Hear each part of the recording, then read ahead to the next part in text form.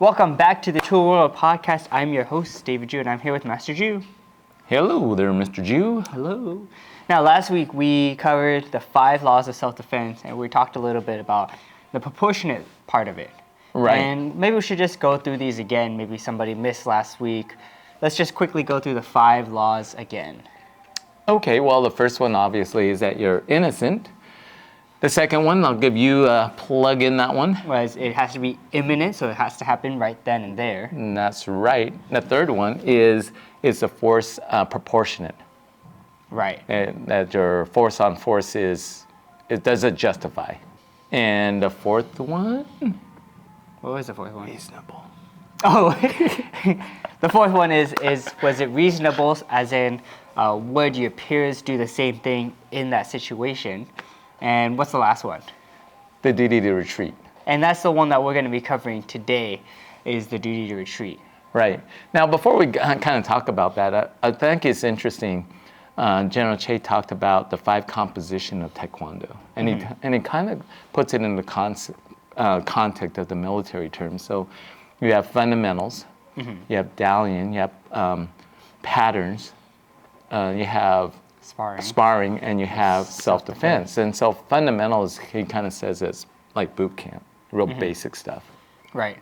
Dalian is maintaining the equipment from maybe a military point of view. You want to make sure your firearm is clean and ready to get to work. And right. The Taekwondo is the fist strong enough to hit something. Right. Right. Pattern is, he considers that like platoon training. Sparring is like simulated combat, and self-defense is self-defense. I don't really think of it as we teach self-defense. We share ideas on different concepts of it, and maybe put people in different types of scenarios and how you would deal with that. And so the more times you do those kind of things, and you're more likely to be able to handle those situations a little bit better than if you are not put in those situations, right? Right. So it's simulation in many ways. Now, the last one is the duty to retreat. Is that, how important is that? Well, yeah, it's a big deal. The thing is about when you're in self-defense, let's say someone's attacking you with, by the way, we should make a disclaimer. We are not attorneys. And so attorneys know how to spin things and whether you're right or wrong, so let's just put that up front, right?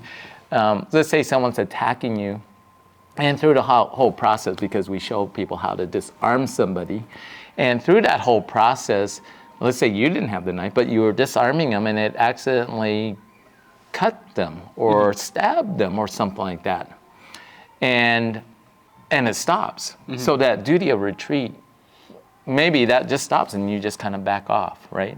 But there are scenarios, and again, we talked about this last time. There was a guy in Pleasanton here who got into an altercation, and they were in a fight. The guy went down, and then he went over to him. He took him down, and then he kicked him in the head after he was down. Right. And kind of says, "I told you I was going to beat you up."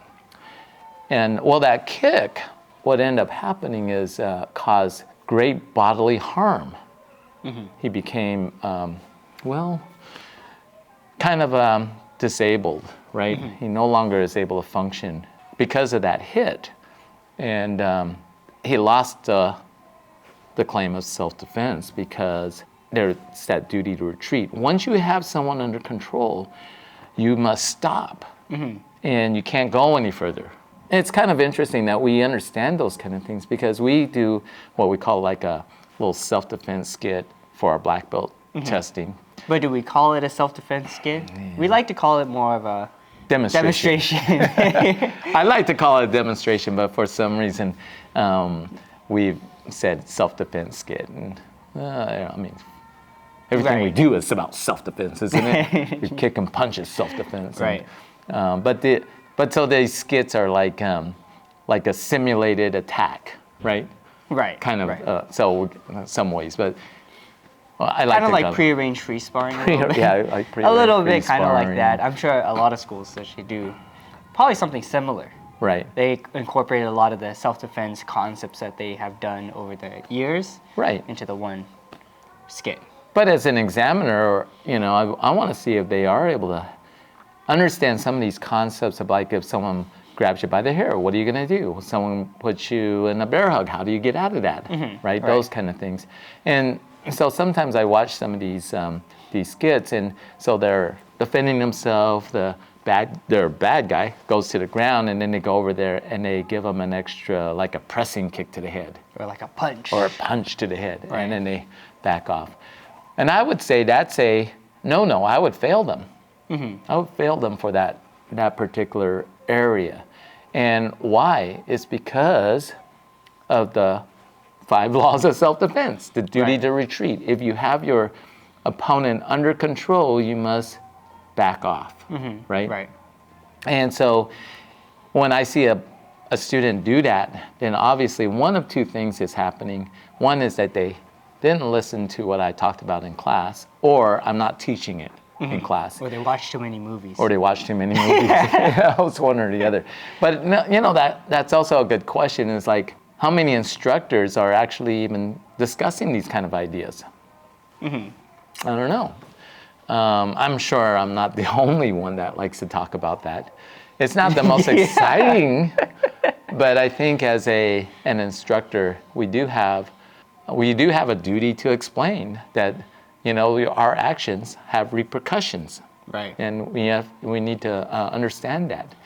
I always kind of say that the only way to avoid the legal confrontation is to avoid the fight itself, to avoid the combat, Yeah. right? Every time you engage in combat, the probability of you getting hurt goes up.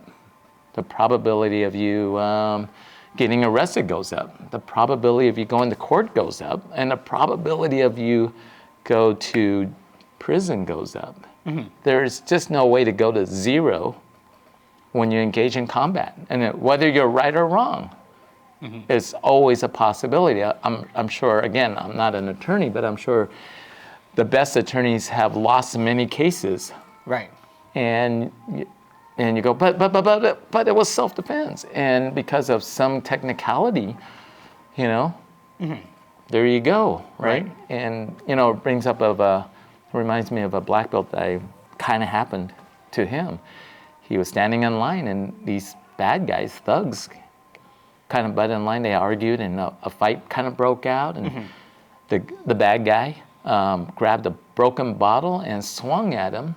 He blocked it, and through that whole process, it came back and it cut him in the neck. The bad guy in the neck. The bad guy's neck, So he right? cut himself. Cut himself, and they go, oh my gosh, let's get out of here, because he was with a friend, and so they left the scene. I would say, it's always better to be at the scene. Obviously, you want to be safe, so you don't want to, stay in the scene and get attacked by somebody else, Right. But you want to be safe. The police did know who was involved. They actually went to his apartment. Right. Got arrested. They investigated, and thousands of dollars were spent in defending him.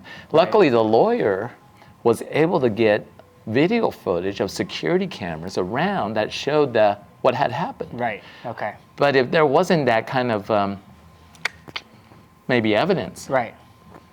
it could have been the other way around, because the bad guy is going to say, no, he came at me with a broken bottle, Right. right, and cut me. And so that could get turned around. So, The solution is to wear a GoPro on your head all the time. That's right, a GoPro.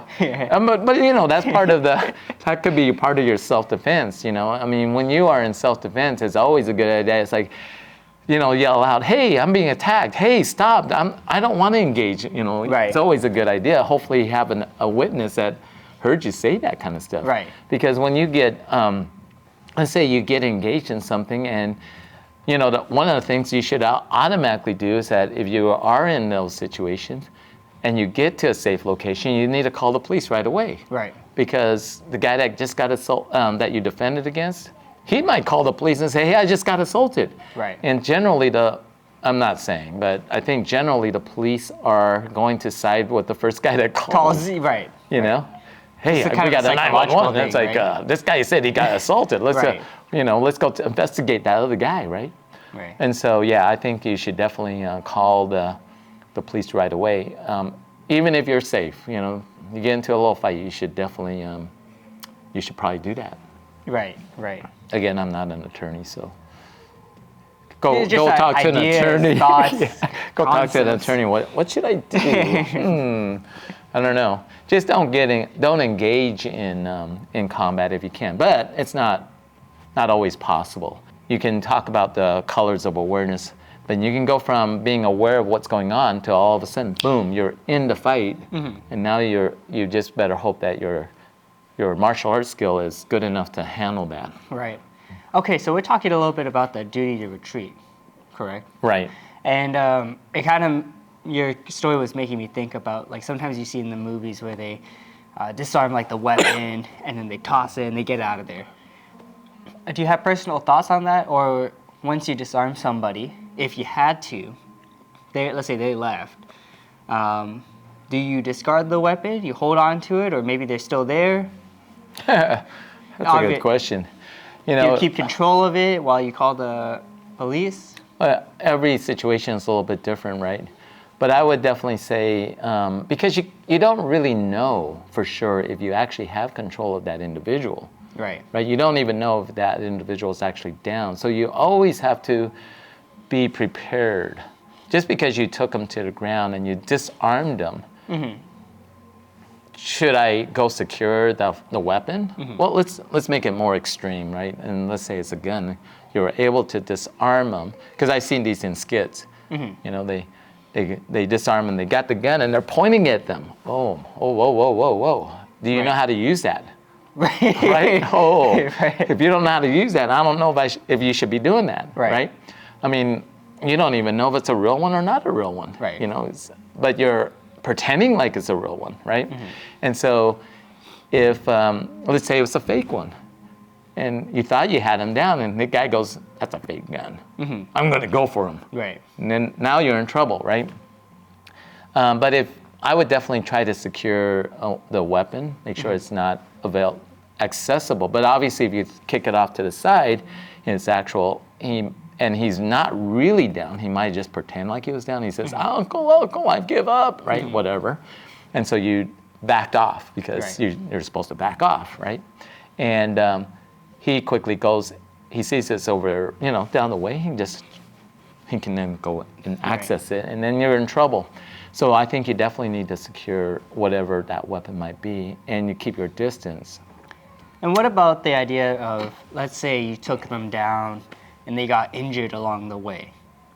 Is it part of your duty to call for help as well? Yeah. That's a good question. I think that, in the process, that I would say, look, you're in combat, you're in defending yourself, and you need to do whatever you need to do to protect yourself.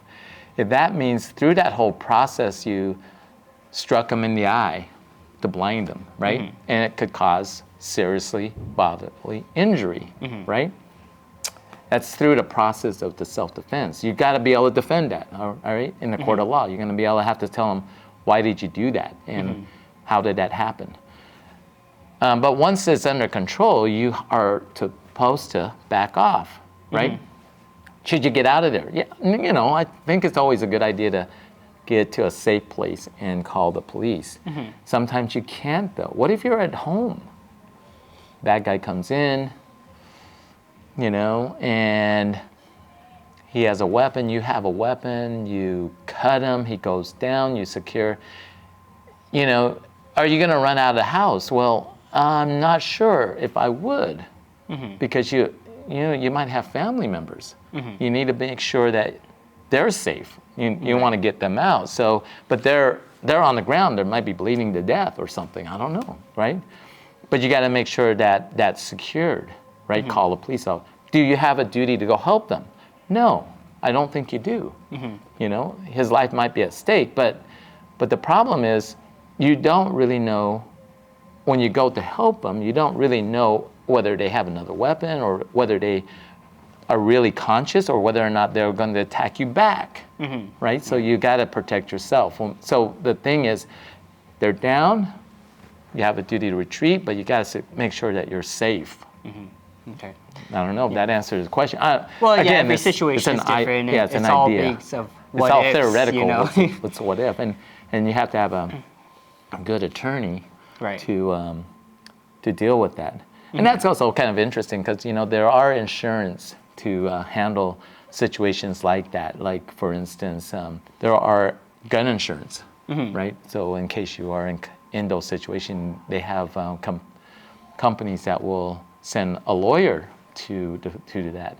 So you do need to have some kind of coverage because if you go to court because of some incident, it's going to cost you a lot of money to defend yourself, and you need to have some kind of insurance. Now, they have the insurance like umbrella policies, and like someone trips at your house and they get injured, they could theoretically sue you because it's your house and all that stuff, right? And that's what those umbrella policies. And I did talk to my agent about that, and he says, oh yeah, if you got involved in some kind of self-defense, we would cover that cost, assuming that it was legit, right? Sometimes you have to win the case. Yeah, kind of you have to win the case for them to pay for it, right? I see. Okay. Now, I don't know. You'd have to look at the policies and those kind of things. But there are some insurance companies that do have these kind of ideas. So one of them, I did look into it. One of them was, I think it's USCCA. And not only do they protect you, like if you're defending yourself with a firearm, but in case they'll cover you even if as long as it's self-defense. It could be hand-to-hand, it could be knife. And I thought, wow, that's kind of cool, right? Because how many people go buy that kind of stuff? Should you? I don't know. We don't engage in combat that often, regularly. I mean, Yeah. unless you're, In a rough part of town. Rough part of town. Should you have insurance like that? Well, do we have an earthquake insurance, flood insurance? You're always open to those liabilities when it happens. Right. All right, well, that's going to wrap up our podcast on the duty to retreat. Let us know your thoughts in the comments below. And as always, don't forget to be safe. Keep training. And we'll see you guys next time. Taekwon.